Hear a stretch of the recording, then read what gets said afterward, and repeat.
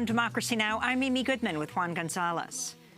In one of the biggest immigration rallies of the year, thousands gathered out on Wednesday on Capitol Hill to demand Congress pass the DREAM Act before the end of 2018.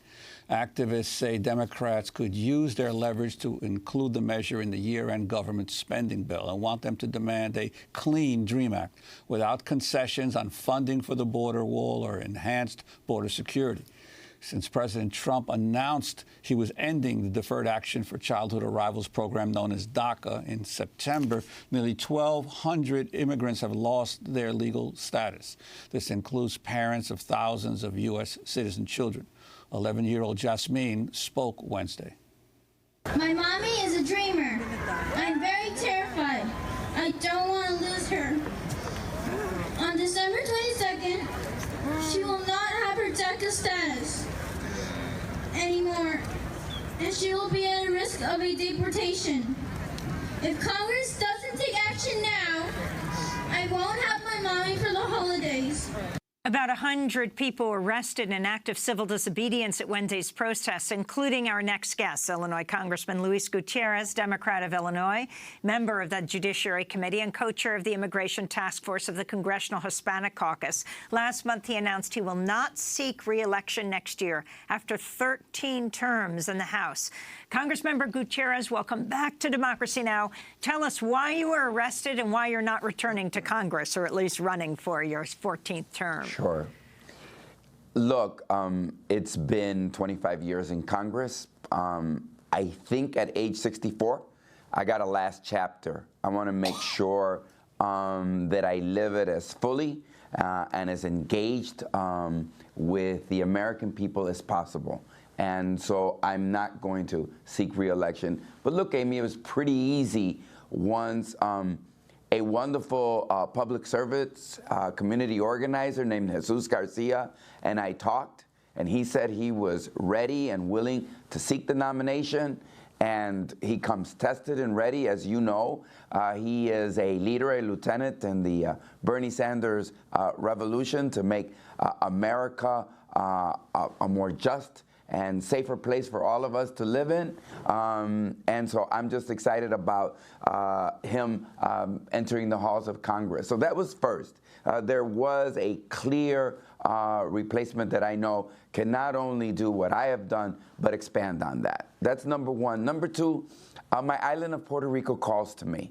And I know that while Donald Trump is president of the United States, she will not be completely rebuilt and restored. Amy, last week we learned 200,000 Puerto Ricans have fled to Florida alone, not to talk about the tens of thousands of others that are in Hartford, in Providence, in New York, in Philadelphia, Perth Amboy, Chicago, and across this country. We need to give them an opportunity to return to Puerto Rico, and we need to rebuild the island and end the suffering that exists there. Lastly, comprehensive immigration reform is important to me. I want to travel across this country during the first 6 months. So yes, I am retiring and not seeking re-election, but I am not retiring from public service and from community activism. That's why I'm here in Phoenix today, broadcasting your broadcast from Phoenix today with immigrant groups from across the country, which I'm delighted to meet with. So, Amy, there's a lot to do. I was just listening to your wonderful interview with Cecile Richards. You know, there are women that rarely get spoken about, and those are the women who work in the fields each and every day, undocumented women who provide you and me and all of us with the food that we eat. I want to raise them too. I want to make sure that we don't forget about our Muslim community, whether they're in Dearborn or in New Jersey. I want to make sure we don't forget about the Haitians, 58,000 of them, most of them in Florida, who have been ordered returned home to Haiti. That's an abusive, inhumane action of President Trump. So I want to raise all of those issues, and I want to do that. I believe that the best use of my time, my energy, and my leadership is making sure that we defeat Donald Trump in 2020. Luis, I wanted to ask you, in terms of what can be accomplished in Congress before before the end of this year, on two issues. One is on immigration, what you think the prospects are for a clean DACA bill to be somehow put into this overall tax bill, and then also, I'm sorry, the financial omnibus bill, and then also the issue of Puerto Rico. There's been a lot of discussion lately about how Congress may actually, in exchange for providing more aid to Puerto Rico, actually tighten the control of the Financial Control Board, add more powers to the Financial Control Board that's already been established. On both those issues, the decision has to be made very soon. Well, first of all, I'm proud of my Democrats, Juan. You know, ever since Nancy and Chuck sat together with Donald Trump after Labor Day and agreed to a 90-day continuing resolution to keep our government open and financed, I have been saying you cannot allow the year to end. You cannot allow this holiday season to come upon us without a clean DREAM Act. Look, last week, over 160 Democrats said no to a 2-week continuing resolution of the financing of the government.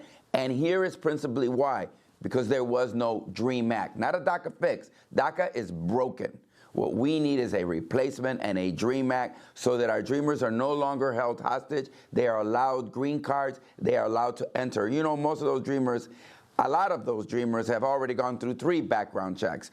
Almost all of them have gone through 2 background checks. It's about time to end the background checks and allow them to enter fully into our democracy. So I say no budget, no vote on the budget. Republicans control the House of Representatives. They are 240 strong. They need 218. If they present to us a Republican budget that does not share our views on America, our values about America, and does not include a DREAM Act, then I say Democrats should not vote for that budget. Let them approve. Now, if they need our help, then it must also share our values and our aspirations. Look, the fear that exists in the immigrant community, I have not seen it since I've been in Congress, and it's time to end the abuse against our immigrant community. I'm Puerto Rico.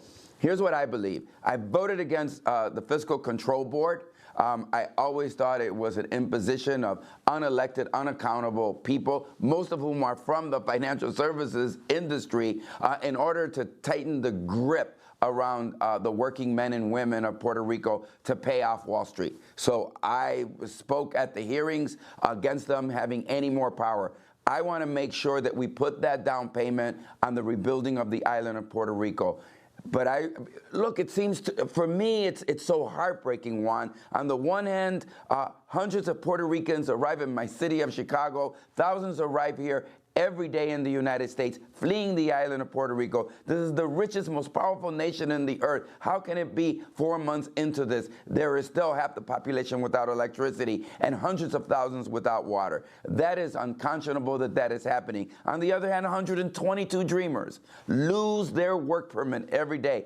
Tens of thousands of them are already already undocumented because of the actions of Donald Trump. So I say, A, let's make sure we pass a DREAM Act. Let's stand firm as Democrats. If they need our help, we must tell them we also need help for our dreamer community. You said you're pushing for this by the end of this year, by 2017.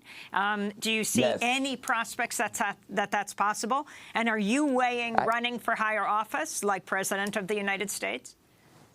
Here's what I'm going to do, Amy. Number one, yes, look, by December 22nd, we need to pass another spending bill. We need to a government authorization bill to keep government funded. So I say, let's sit back and let's negotiate very firmly with the Republicans.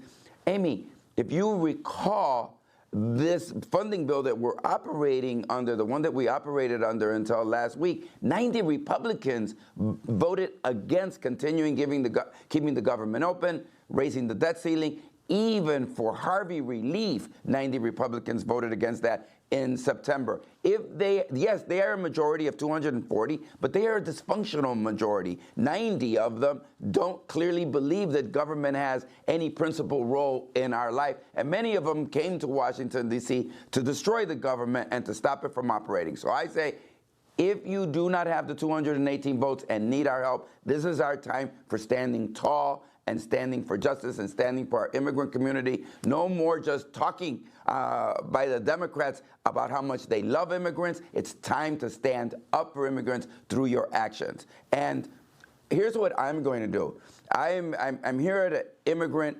conference here in Phoenix today. I'll be receiving an award and addressing them at noon.